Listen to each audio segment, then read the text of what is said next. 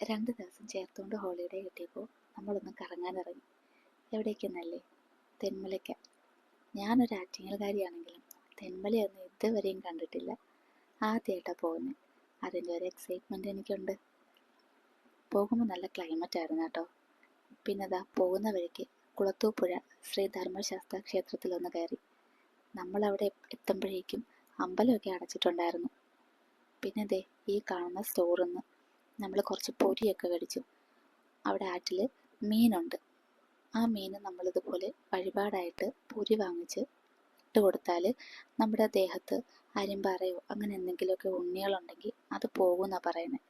അപ്പോൾ എൻ്റെ മുഖത്ത് ചെറിയൊരു അരിമ്പാറയുണ്ട്. അപ്പം ഞാൻ കരുതി എന്നാൽ അതൊന്ന് പരീക്ഷിക്കാമെന്ന്.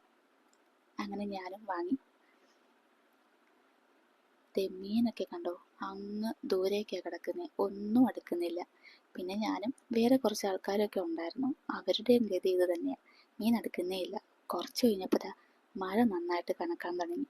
നല്ല മഴയായിരുന്നു. ഞാൻ പിന്നെ കുടയൊക്കെ ചൂടി ആ പൊരിയെല്ലാം ഇട്ട് കൊടുത്തു. എന്നിട്ടും മീനൊന്നും അടുക്കുന്നില്ല. ഞാൻ കാണിക്കുന്നുണ്ട് അവിടെയാ മീനെന്ന്. പിന്നെ എൻ്റെ കയ്യിലുണ്ടായിരുന്ന ബാക്കി പൊരിയും കൂടെ ഞാൻ ആറ്റിലേക്ക് എറിഞ്ഞിട്ട് തിരിച്ചു കയറി. മഴ നിൽക്കുന്ന പോലില്ലായിരുന്നു. കുറച്ച് നേരം നിൽക്കാതെ അങ്ങ് പെയ്തു. പിന്നെ മഴ തോരാൻ വേണ്ടി നമ്മൾ കുറച്ച് നേരമൊക്കെ വെയിറ്റ് ചെയ്തു. ഈ മഴ കണ്ടു നിൽക്കാനും ഒരു ഭംഗിയുണ്ടായിരുന്നു. പിന്നെ നമ്മൾ കുറച്ച് കഴിഞ്ഞപ്പോൾ ഇറങ്ങി. പോകുന്ന വഴിക്ക് ഈ 2 മയിലുകളെ കണ്ടു. നന്നായിട്ട് നനഞ്ഞിട്ടുണ്ട് കേട്ടോ. അവരെ കാണാനും നല്ല ഭംഗിയായിരുന്നു. പിന്നെ നമ്മൾ യാത്ര തുടർന്നു.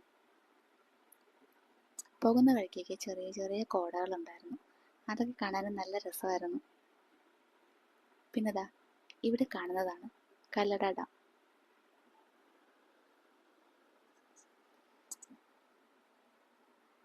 പിന്നെ അവിടെ ഇറങ്ങി കുറച്ച് ഫോട്ടോസും വീഡിയോസും ഒക്കെ എടുത്തിട്ടാണ് നമ്മൾ മുന്നോട്ട് പോയത്.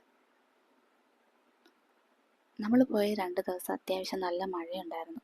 അതുകൊണ്ട് തന്നെ ക്ലൈമറ്റ് കാണാനും ആ ഒരു തണുപ്പുമൊക്കെ നല്ല രസമായിരുന്നു. പിന്നെ നമ്മൾ അവിടെ നിന്ന് മുന്നോട്ട് പോയി. പോകുന്ന വഴിക്കൊക്കെ ചെറിയ ചെറിയ ചെറിയ കോടകളുണ്ടായിരുന്നു.